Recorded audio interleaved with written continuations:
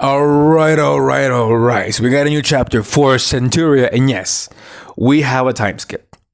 Finally, exactly what I thought was going to happen. Yes, there is a time skip. So let's talk about Centuria, the newest chapter. Now, there are some people that from what I saw in the comments, were kind of confused about the fact that Centuria had a time skip.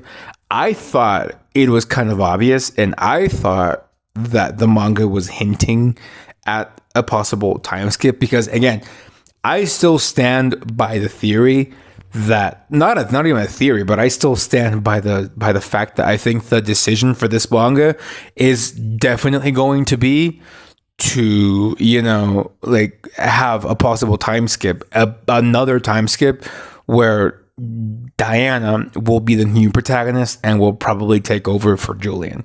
So yeah, the fact that there is a time skip, I feel like shouldn't really surprise people so much because I felt like we could see it like as the Weeknd would say, I feel it coming. So yeah, I feel like it was definitely about going to happen. So yeah. Anyway, we have a new time skip and we have a brand new character. And this character is pretty interesting. I honestly thought, because it said 5 years later, but I honestly felt like it was more than 5 years because this brand new character looks so much. And I mean so much. He is almost a spitting image of Diana. So, yeah, that's the whole situation, right? So we start off the chapter with Mommy Kraken and Julian talking, and the Kraken was saying that Diana was her child, and Julian was like, no, she's not. Of course, she's taking up Diana's mother's face. I forgot her name, honestly. So she's taking up her face. So I'm guessing she's referring to the fact that she is her child, metaphorically, because she was born in the sea, I guess, and she has Diana's mother's face. But she does state that Diana is interesting because she carries another within her. Another within her. I don't know what that means. I don't know if that means if Diana's carrying another curse, because we did get an explanation on how the powers are obtained. So apparently the way that you get the abilities and the way that you get the powers is the following method. You can get the powers and you can get the ability by basically inheriting it from a person that has the powers, or by getting the powers directly from a spirit or something, right? So the first method is you get like a curse, you get cursed by something, and then you get the powers and you get the abilities. And the second method is if you inherit that from a person that had those powers. So Julian is the first method, which is getting it directly from a creature, a supernatural creature. And if Julian has kids, Julian's kids will inherit that ability. So that would be like the second way. So those are basically the only two ways in which you can get these powers, in which you can get these abilities. So I'm glad that was explained. Although I don't think that was explained for absolutely no reason, because immediately after this, when Julian's having the conversation with her, the Mommy Kraken says that Diana has another within her.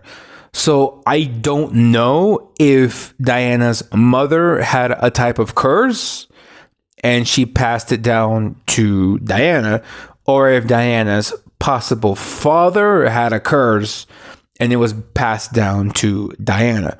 Now, I have a very crazy theory that Diana's father is the king, because we know that in the good old days, the kings had a lot of bastards. So I don't know if Diana's mother was like a concubine of the king.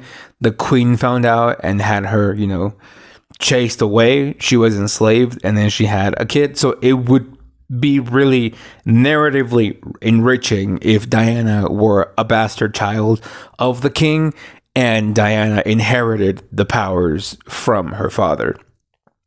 That would be very interesting. That's like one option. The other option is that Mommy Kraken cursed Diana herself and gave her abilities, gave her powers.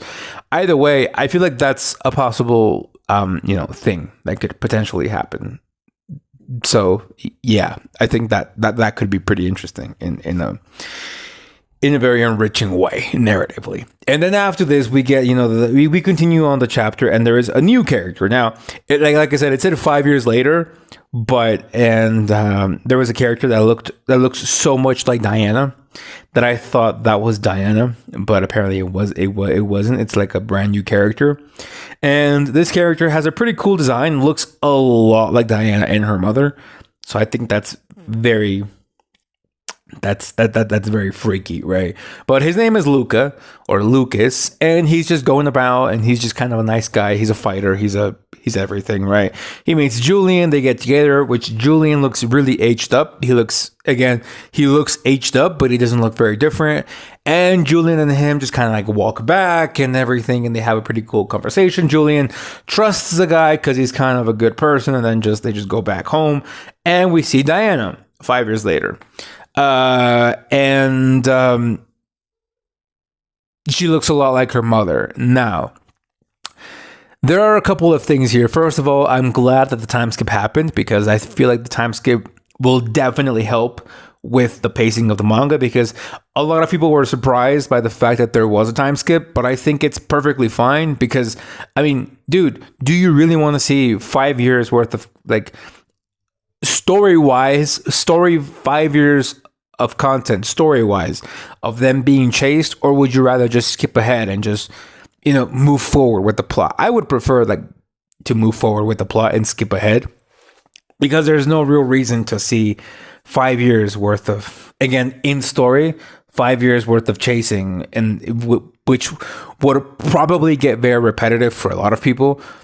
So I feel like it's fine if we just skip ahead and see Diana, and they could just show us or tell us the fact that they've been chased a couple times. Plus, it would be much more shocking to see how many lives Julian has left. So again, it's kind of, I think, more enriching to just skip forward a little bit. And yeah, now the thing about Lukas, though, is I feel like Lukas, there are two things with Lukas. The first option, I feel like the most obvious one, Lukas is just like a stranger that's going to join Julian and Diana and the other girl on their journey, and is going to be with them, and is going to be part of the main party, is going to be part of the squad. Or the second option, which I think is much less plausible, but seeing how this manga, where it wants to go, I feel like potentially it could be possible.